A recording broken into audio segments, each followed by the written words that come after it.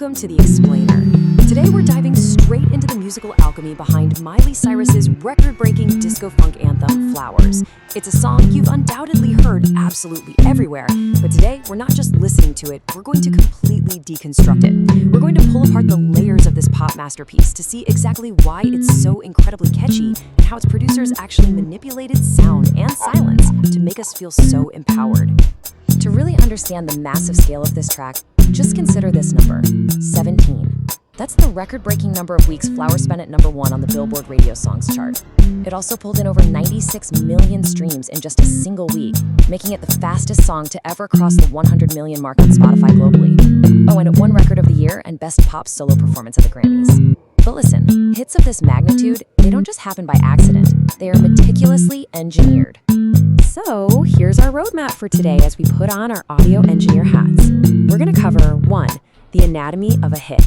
2. Pop chords and music theory. 3. Crafting the disco funk pulse. 4. The art of musical layering. And finally, 5. The famous slingshot effect. All right, kicking things off with section 1, the anatomy of a hit, a response in contrast.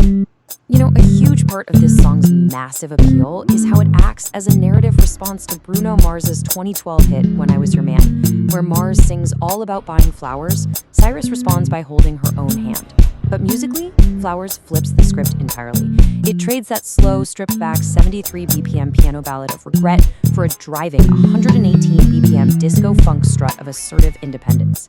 Now, there is actually a copyright lawsuit from Tempo Music Investments claiming unauthorized duplication, but music experts and Cyrus's team have pointed out that Flowers uses no direct samples or obvious interpolations.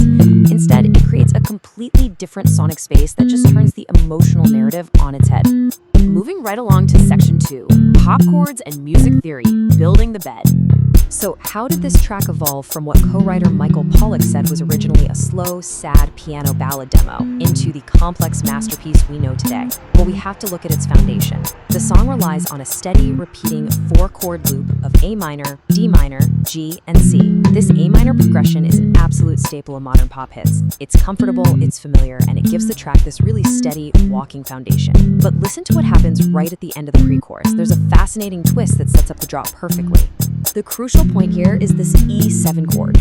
Normally, in the key of C major or A minor, an E chord is supposed to be an E minor, but the producers flipped it into an E major 7. In music theory, we call this a secondary dominant. It's this